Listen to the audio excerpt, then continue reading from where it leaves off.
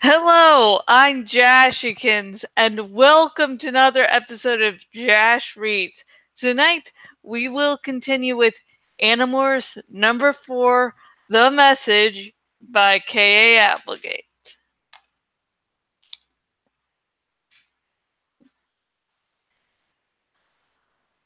I, I opened my eyes.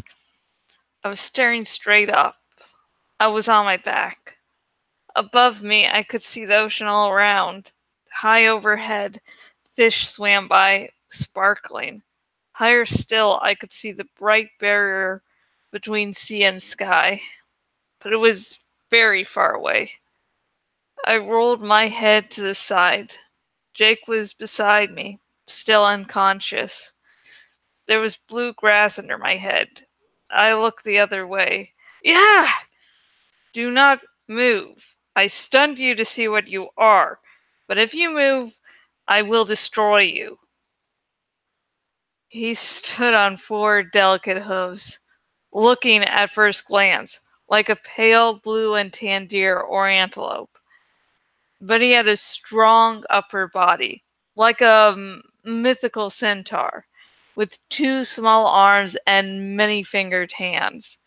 His face was almost triangular, built around two huge almond-shaped eyes. There was a small vertical slit where his nose should have been, and nothing where his mouth should have been. From atop his head rose twin horns, only they were not horns. They each ended in an eye and turned this way and that, independent of his main eyes. He seemed gentle, quizzical, almost delicate, until you noticed the tail. The tail was like a scorpion's. It was thick, powerful, and ended in a wicked scythe blade that literally glittered along its razor-sharp edges. I knew what he was. There is no mistaking an Andalite when you see one. And there was no question about what he was holding in his hand, either. It looked a lot like a Yerk Dracon beam. He was pointing it at me. The others were waking up all around me. What the? Oh! Marco said. Please tell me that's a real Andalite and not Fisher 3. Suddenly, without warning, the Andalite's tail arched forward. The blade stopped inches from Marco's face. Fisher 3? Do not speak that name. The Andalite thought spoke. Okay, Marcos said slowly. Whatever you want. We are friends, I said. I don't know you, the Andalite said. But he withdrew his tail and Marco started breathing again. You called me, I said. We've come to help you. Called? You heard my call? He fixed all four of his eyes on me. What are you? Human, a person of Earth. I have seen images of your kind. My call was to my cousins. How did you hear it? I don't know, I admitted. I heard it in my dreams. So did a friend of mine. We guessed it was an Andalite. We wanted to help. What do you know of Andalites? My people are not known to humans. You do not travel the stars. You know only your own planet. My elder cousins have taught me this. We knew one Andalite. We were with him when he was killed. The Andalite narrowed his main eyes. Who was this Andalite you say was killed? I searched my memory for his name. He had told us, but it was a strange, long name. I can't remember all of his name, but part of it was Prince Alfangor. The Andalite jerked as if he'd been hit. His entire body seemed to quiver, his deadly tail arched high in the air. Prince Alfangor, no one could kill Alfangor. He is the greatest warrior ever. No one could kill him. Someone did, Jake said. You were there. Who? Who do you claim killed Alfangor? The one whose name you don't want us to speak, I said softly. The Andalite held his head high, but his tail sagged and dragged down to the grass. He lowered his weapon. He was my brother. Did he die well? In battle? Jake answered. He died protecting us and defying the Yerks to the end. At the very last moment, he struck with every weapon he had. The Andalite closed his main eyes for a brief moment. My brother was a great warrior. His cousins loved him. His enemies feared him. No more can be said of any Andalite warrior. I was surprised by what Jake said next. I've lost a brother, too. He's one of them. A controller. The Andalite opened his eyes. And you, human? Do you serve the Yerks or fight them? I fight them. We fight them. With what weapons? Do you have powerful weapons? Only the weapon your brother gave us, I said. The power to morph. Alfangor gave you that? It's never done. He seemed disturbed. The situation would have to be very bad for him to give you morphine capability. The situation is worse than you think, Marco said. The Yerks seem to know you're here. Some piece of Andalite wreckage washed up on shore. They are up on the surface right now.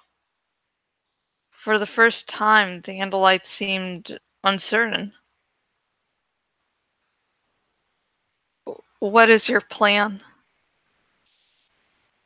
To get you out of here and hide you, I said. You came only to rescue me? This is true? Yes. He smiled with his eyes, just as Prince Alfangor had done. You will be tired after this last morph. You will need to rest. A little while, yes, I agreed. What is this? Rachel asked. This dome, I mean, it's like a park or something. This is the main part of an Andalite dome ship. It is where we live. The engines and the war bridge are in a long section that sticks out from the bottom, with this dome perched on top. Like a mushroom, or an umbrella, I suggested. The Andalite just looked blank. Never mind, I said. During the great battle in orbit over your planet, the dome was separated from the rest of the ship. Why? The Andalite dug at the grass with his forehoof. I was too young for battle by the laws of our people. Besides, the rest of the ship maneuvers better without the dome. You're a kid? I mean, like a young person? Marco asked. Yes. Are you the only one left? The only Andalite here? Yes, I am alone. When the Blade ship appeared unexpectedly, they caught us off guard. I saw the main section burn. Dracon beams damaged the orbital stabilization of the dome. It fell. It splashed into the ocean and sank to the bottom. I have been here for these many weeks, hoping that my cousins would come for me, hoping that some survived. Finally, I risked sending out a mirror wave call. It works by. He stopped and looked embarrassed. Uh, I am not supposed to explain and like technology. My brother will. He would have been angry with me. Just you survived, I said sadly. Just me, he said. No prince, no warriors. I felt a sinking in the pit of my stomach. I think the others felt the same way. I guess we'd all kind of been hoping this Andalite would be like the prince, a leader, someone who could take over the battle, someone who would know more than we did. We're young too, I said, too young to fight, according to the laws of our people. But still you fight?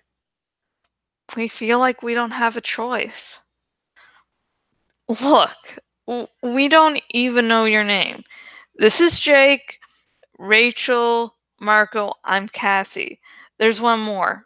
His name is Tobias.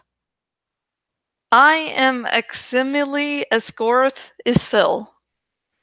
We all just kind of stared. Axe, Marco said. Pleased to meet you. Who is your prince? One by one, we looked at Jake. Oh, give me a break, Jake said. I am not anyone's prince. But the Andalite had stepped forward. He bowed his head and lowered his tail. I will fight for you, Prince Jake, until I can return to my cousins. And that's the end, folks. That's Axe's real name. I just guessed. I don't think there's actually any canonical pronunciation of that.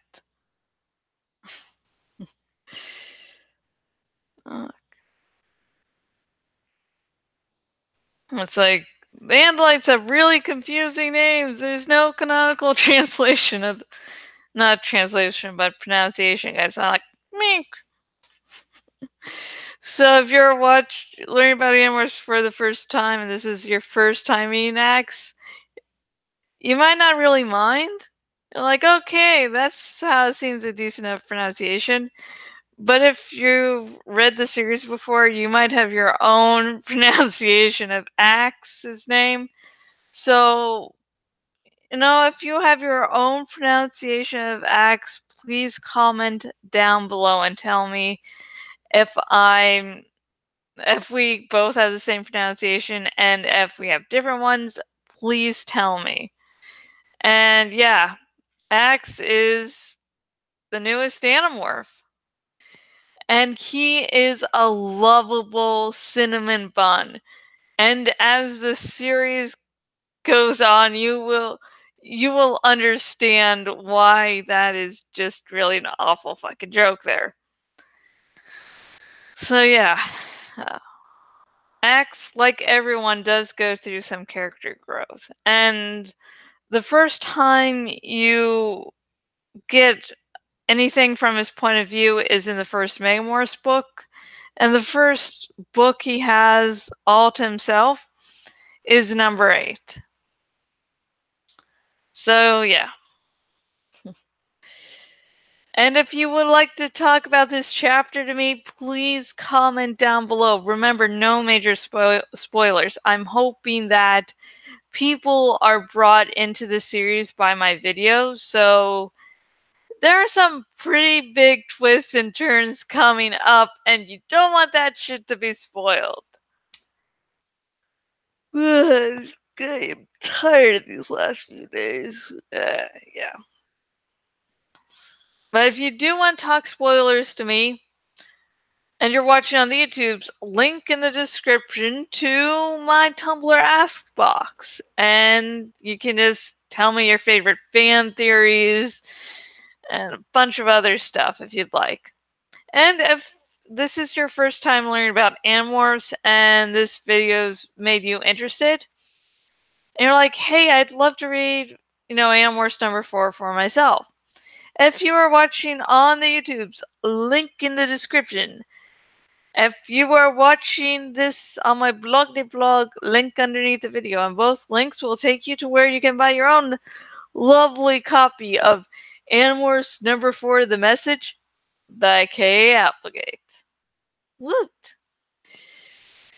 And if you've listened to this and you're like, hey, I would love it if Jash did a dramatic reading of my book or fan fiction.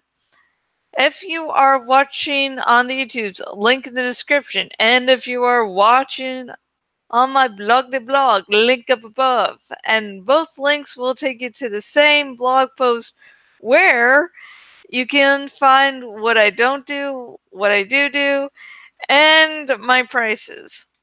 If you are watching this on the YouTubes, please like this video, subscribe to my YouTube channel.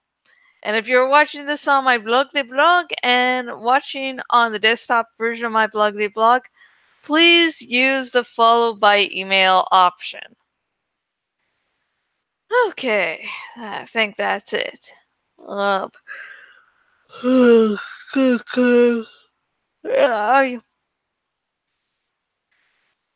Since my dad is helping with rent, I couldn't exactly say no when he asked to come up on Sunday. And ever since Sunday, I have been just tired. Like, I think I slept most of Sunday.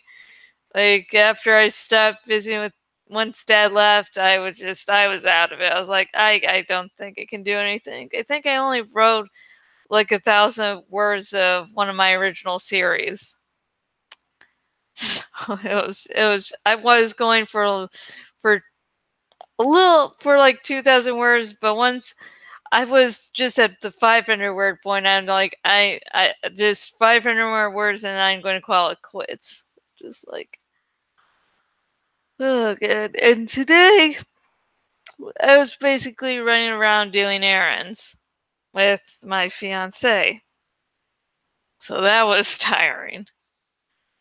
Damn, when I go to sleep, I don't think I have anything planned for tomorrow. I think the biggest thing might be finally getting the bird cages cleaned again.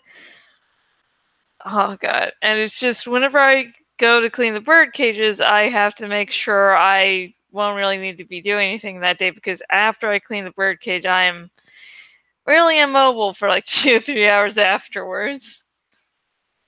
Like when I was at my dad's house, I could have a covered area. It's basically covered in the shade the whole time, so it's more just tiring, but I can actually get some sweat on me when I'm cleaning it at this place, so yeah. Okay, the next segment is Hopeful Wishes. And this is how it works. I read some hopeful wishes, and then I drink some sake. Except, you know the drill, I'm not drinking sake again until I get webcams. Because we have props for that. Now, you can join in 2 ways in this segment. The first, you can drink along with me. Drink your favorite alcohol, liqueur, whatever the fuck's lying around. And if you don't drink alcohol for whatever reason, I'm going to be drinking milk tonight, so you can drink milk. Actually, lactose-free milk. So I swear, once I got the lactose-free milk, and I could actually finally drink milk again after so many years, I drank a lot the first day or two. It's like, oh my god. And you can also join in by sending your own hopeful wishes by commenting down below, and they will be read next episode. So, no one sent any hopeful wishes, so I'm going to make some up on my own. First off is I hope that you are all doing well both mentally and physically, because no one needs to deal with medical bullshit. No one does. No one. The second, I hope the chaos around here settles down to like a normal chaos, because got some news Thursday and then Friday, and it's just like I want all this resolved quickly and just everything with a happy ending. It is just a couple levels above. And if you are my friends or family and I've talked about this with you, you'll know what's going on and, you know, really why I want this shit all to be over. And I've also, Rev Resner's going to be going through some surgery, so, speedy recovery, good outcomes. Peep, what one of my parakeets was picking on Loki, and we put him in a little time out, and hopefully that shit will not happen again. God, Peep and Loki can get along really well at times. Like they'll stretch and sync, and it's like they're a little bit embarrassed because if you look too long or you point it out, then one of them will stop. Like, nope, I wasn't doing that.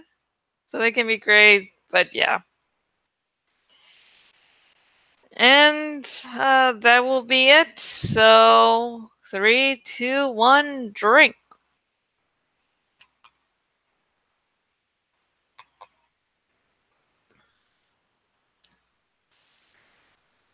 And I'm done. And next episode will be more of Animorphs number 4, The Message, and that will air in around maybe an hour.